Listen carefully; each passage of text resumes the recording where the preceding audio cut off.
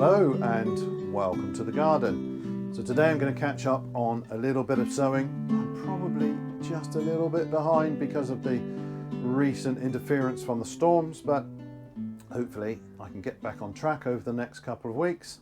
So I am sowing a couple of things that might be a little bit tricky today. And for those, I like to start them in a seed tray. I've just got these small seed trays here. I don't want them to take up too much space. So this is something that's been discussed a few times in the comments on previous videos. Why would you start something in a seed tray when you could instead use a cell tray or individual pots, and you could avoid that whole stage of pricking out? It's a slightly fiddly job. I quite enjoy it as long as I've got the time to take with it and I'm not in a rush, but you could avoid that by starting in individual pots or cells. And that, of course, is a perfectly valid point. But there are some times when a seed tray is really handy. One, of course, is when you're running short of space, either on the bench or in propagators. And at this time of year and through the spring, it's all going to get pretty crammed under cover with lots of new sowing. So seed trays, they don't take up as much space for the number of plants you're probably raising in them. So that's one advantage. But another one is when what you're sowing is a little bit iffy and germination is likely to be patchy, or it might take quite a while, and then a seed tray is really advantageous. If you can't reliably sow just one or two seeds in a cell or a pot, then the seed tray is probably a better bet, and that's what I'm doing today. So I want to sow some celeriac. That's probably the most important thing to get started today, and that is often a little bit tricky. I mean, it's not a difficult plant to grow, but it is a bit fussy at various stages in its life. And it's one of those seeds that wants some light in order to germinate reliably. So for most seed, you can sow it ad hoc and cover it with a layer of compost or vermiculite or whatever you want, and it's fine. But there are some seeds that really need to be exposed to the light. So you either cover them with the barest layer, very thin layer of some very fine stuff, or then you just sow on the surface and press the seed down into the surface and leave them like that. And that's how I prefer to sow those seeds. And I think I've got 3 of those today. So the celeriac is the obvious one. I will also sow the parsley in exactly the same way. And then something I've not grown before, lemongrass. I'm going to give that a go this year. And I understand that, just from what I've read, that seed is also a little bit tricky. But I've got tons of seed and I don't want many plants. So I should be able to get 2 or 3 plants off of a couple hundred seed. That shouldn't be a problem. But I'm going to put some seed in seed trays and see what happens. Now, before I get going with the seed trays, I also want to sow some broad beans later. So I'm going to put some of these to soak. That's a rubbish looking seed.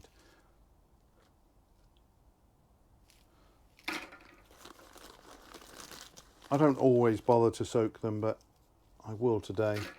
I'll just put them to soak in that water just while I sow the rest of the stuff, and I'll come back at the end and set those out in some cells. That seed doesn't look good either.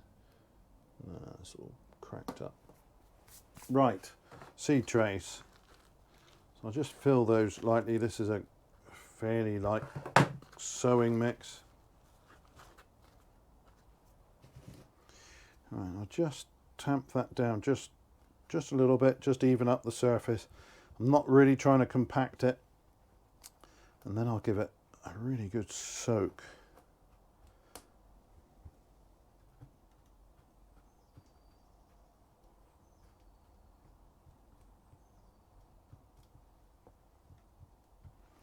Okay.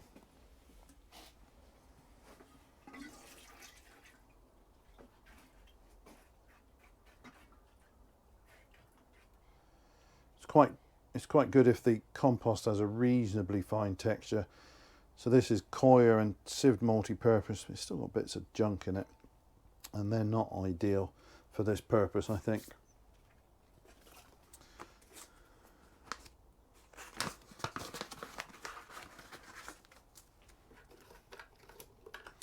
So first for the Celeriac, I've got lots of seed here. It's very fine seed. I just want to scatter some across the surface.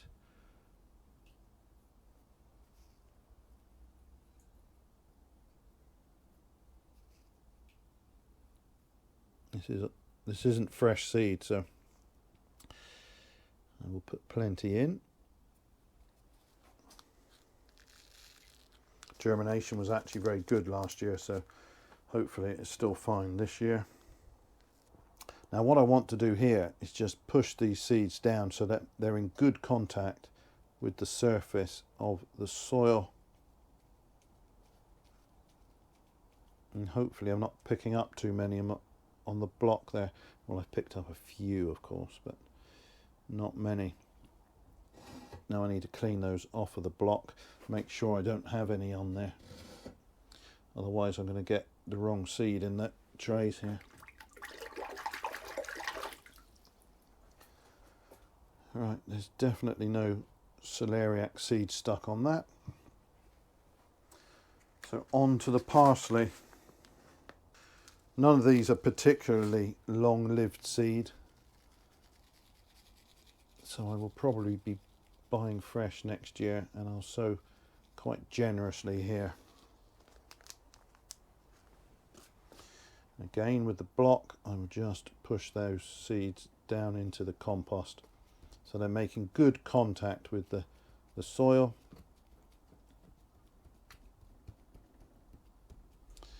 Again, I'll clean that block off.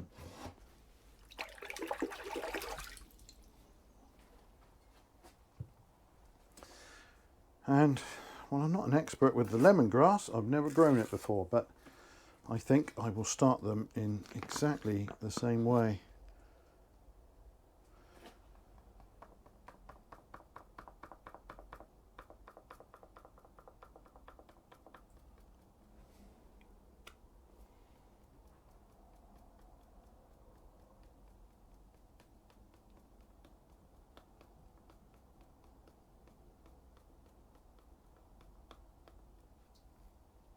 Right, I shall leave the rest. I can make a second sowing if nothing comes of these. So same job again, just pressing them into the surface of the compost. So they're fine now. I will pop those in a propagator, and hopefully in a couple of weeks we'll have some action there. Now I don't water those seed trays from this point, but I do come along regularly and give them a good misting so that I keep that surface layer just damp. You don't want to allow that to dry out, and of course you don't want to come in with a watering can or anything like that and flood the surface and just wash the seeds all over the place. So I think it's much better to use a mister to just keep that surface moist. And yeah, that's the method I use for any of those seeds that potentially need light in order to germinate, and celeriac is definitely one of those. So I started those in the seed tray because they're a little tricky to germinate. Germination is a bit patchy. Something that shouldn't be patchy are these brassicas, and well, I'm quite happy with this tray. I sowed this a little while ago. I've been thinning them out. I've got one cell here where nothing germinated. That's a kale. But actually I only want 2 or 3 plants, so I've got plenty of seedlings here. And I've got one seedling of the cauliflower here that is looking a little bit sad. So again, that's not a problem. The Komatsuna on the end is romping away. It won't be too long before I will want to move these on. I don't want them to get too bound up in these very small cells. I just want to wait until they've packed out a little bit more root in there, and then the cell will come out intact and I can pot those on. This here though is rather annoying. This is Kohlrabi. I put just a couple of seed in each cell, 2 or 3, and I had good germination everywhere else. I was thinning the seedlings out. Here I've had 2 seedlings appear, and that was fresh seed for this year, and I think that's a little bit rubbish. Now in this case I think we can be fairly confident in saying that that is a problem with the seed and not me, because under identical conditions everything else has done reasonably well. So yeah, not happy with those seeds, and as a consequence there's no point me re-sowing that seed in cells. I don't know how many seed I would have to put in order to get reasonable coverage. I mean, looking at this, I'd have to put 10 seed per cell. So that's something where I'm simply going to dump a whole load of seed into a seed tray, and I'll prick out the small number, presumably, that will germinate. I don't normally expect to see bad germination from the brassicas. They are much more reliable than some of the other funny stuff, but never mind.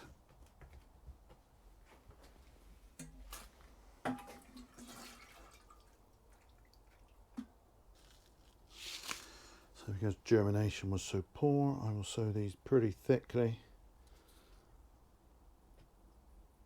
The brassicas all prick out quite easily, so if I do have an abundance here, it's not a problem.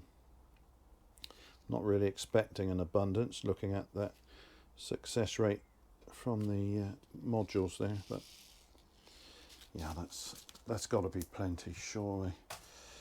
And then just a little covering of soil over the top.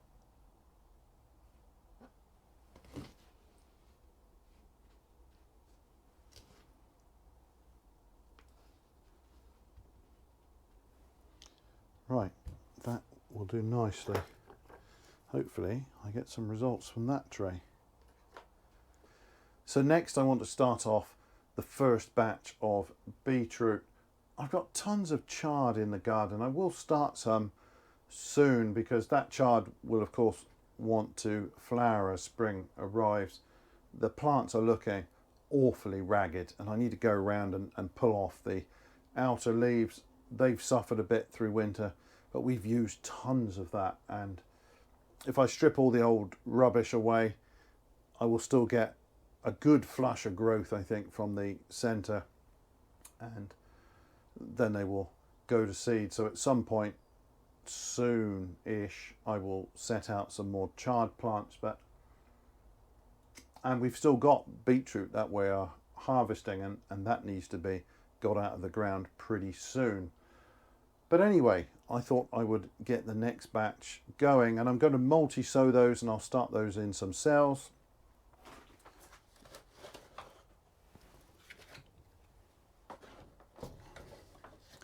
Now, all of my smaller cell trays are in use already, so I'm going to use these larger ones.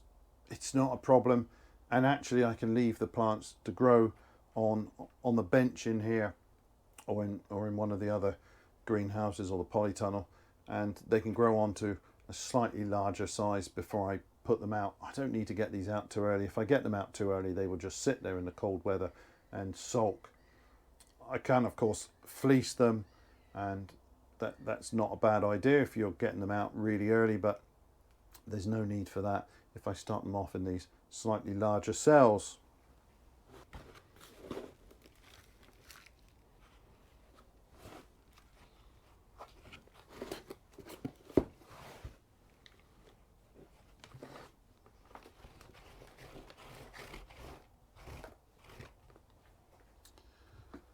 So I will water those first, I think.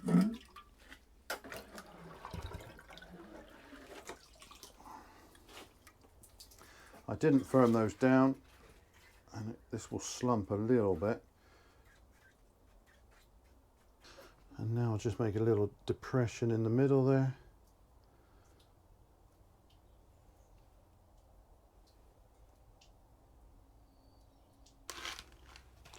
So I'm sowing Boltardy, and it's just such a reliable little beetroot. I'm going to put a few seeds in each cell. Again, this is not new seed, and I do want to multi-sow these anyway.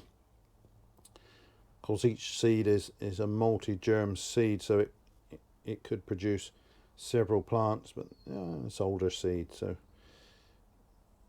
I will thin these to, well, not too many plants per cluster, maybe 4 or 5. If you let the clusters get much bigger than that, you end up with a couple of good sized roots and a load of tiddlers. So I think certainly no more than 5, but 4 is probably a good idea for these. But I've got lots of seed here, and I've got some fresh seed as well, so I might as well give these a good shot. I don't want to have to re-sow them later.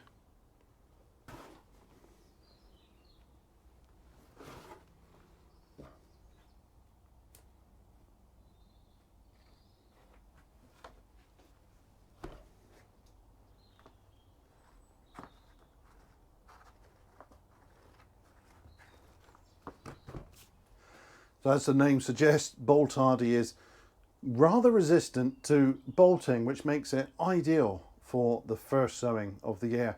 In fact, it's one that we use regularly throughout the year because it is such a reliable beetroot. I've got 3 or 4 other varieties that I will grow later in the year, but Boltardy is the one I like to use, at least for the first sowing.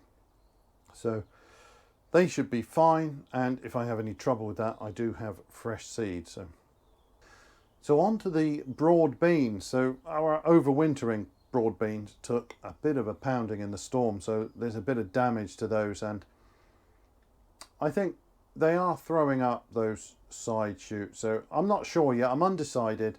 I need to sort them out. I need to get some supports there and some strings, and I may move a few plants around and sort of consolidate the best specimens. I'll have a look. It depends how much damage I see when I get in there and sort those out. But the one I'm sowing today is the Sutton. It's a dwarf bean, and yeah, it's a little bit misleading because you think, well, it's a dwarf bean and the pods are shorter, but it is incredibly productive. It will produce tons of those pods. The plants don't really get in the way. They don't need to be supported like some of the taller growing varieties. Now, I will be growing some others. I'm not sure yet what I'm growing. I've definitely got seed of things like Bunyard's Exhibition and Masterpiece. I will probably sow a few of each of those. I think I've also got the crimson flowered. I tried to grow that last year, but what came up did not have crimson flowers, so I don't know what bean it was, but it wasn't what it should have been. So that was a little bit annoying, but I think I've got a pack of those as well. So I will sow those a little bit later in the year. What I want to get started today are the dwarf beans, and those I can pop in various places. They really don't take up much room, and they do give a remarkably fine crop. So as usual, I'm going to start those in these big old cell trays. These deep cells, they work, they're root trainers. The root systems that you get from these are superb. So I really do like using them, and they are perfect for all of the beans, the broad beans and then the climbing and dwarf beans later in the season. These take quite a bit of compost to fill, but the advantage is that the plants are happy in here for rather longer than if you start them in either small modules or small pots, and you then get really nicely established plants to set out, and that's nice.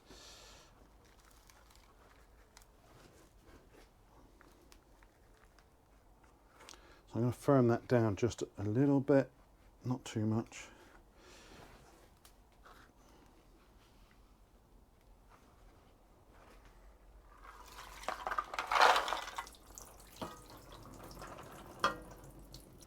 So as I plant these, I will be inspecting them and making sure that there's no damage to any of them. That is not a happy looking bean. I like to plant these with the scar down. This scar is where the root and shoot will emerge, and the first thing that will come is the root, of course. Before you even see any growth on the top, probably the root will be out the bottom of these trays. So I like to plant it with that scar down and just push it down, well, a fair old way into the soil there. Oh, that's no good. That one's rubbish. That one's all right.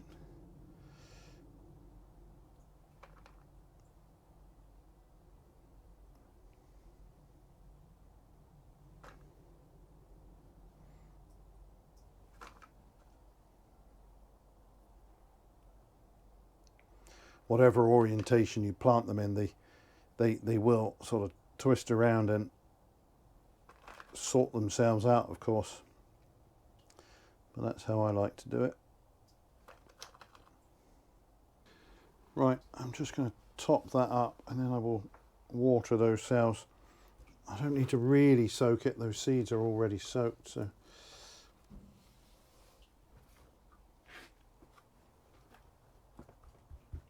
that will do.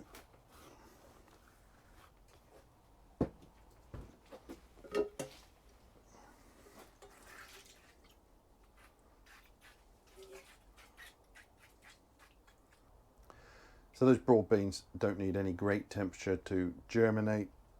Ideally, I'd just leave them on the bench here, except that the mice will probably get to them. They're canny little fellas and they usually find a way. So I will probably pop these just inside an unheated propagator until they've germinated. That's just to protect them from the mice. Right, one more thing to do, and that is peas. Right, so on to the peas, and I'm going to start these in lengths of gutter. These are a little bit over 4 feet in length. By the time I slide those across our 4 feet beds, this is just about the right amount. So I need to fill these up. I've got some old potting soil here. It's still in good condition, actually. Lots of organic matter. So I'm just going to fill these, and then I'll start laying out the peas.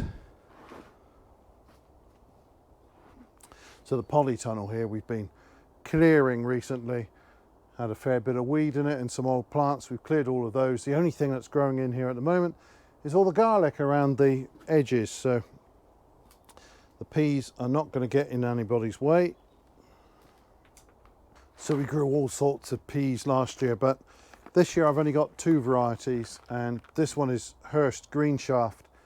The other will be Alderman. That's one of the old-fashioned, really tall peas, and I will probably set those out in the deep modules, just as I've done with the broad beans. But these work great in the gutters here, and traditionally you'd probably run a double row down the length of these.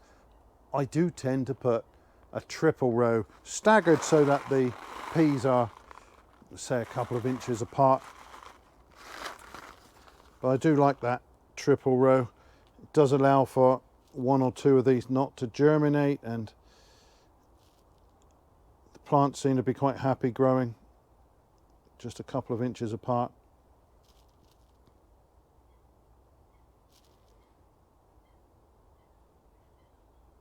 Now, I've seen plenty of videos where people just run a handful of seed all the way up the length, and wherever they land is where they go, and of course you can do that. I don't suppose it makes any difference at all, but I do like to just take a moment to space them out nicely. Oh, there they go. So now they are all nicely spaced out. I do like to push them down a little bit into the soil, because as they germinate, they do have that habit of sort of pushing themselves up a little bit. So I'll just go along and just press each one of those down, and then I can top the gutter up with a little bit more compost.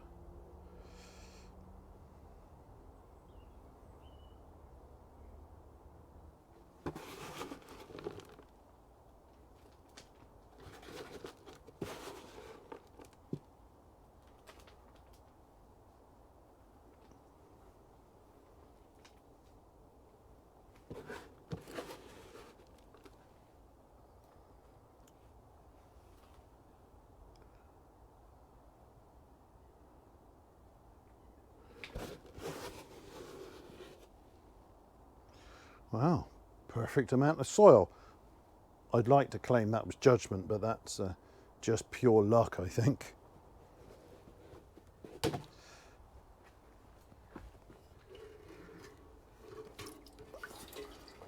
Now I can give them a good watering.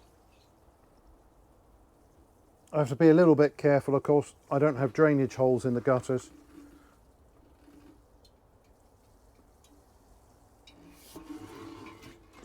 Move that packet of peas before I soak that.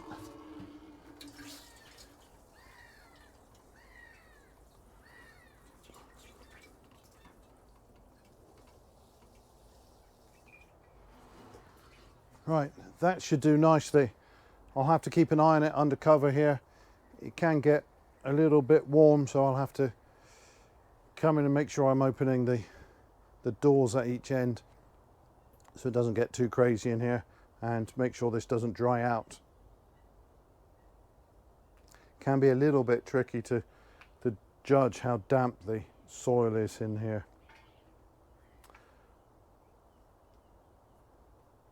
Now I know some people drill holes in their gutters for drainage, and of course you can do that. I'm inclined to think that that might make life a little bit more difficult when you come to slide these out.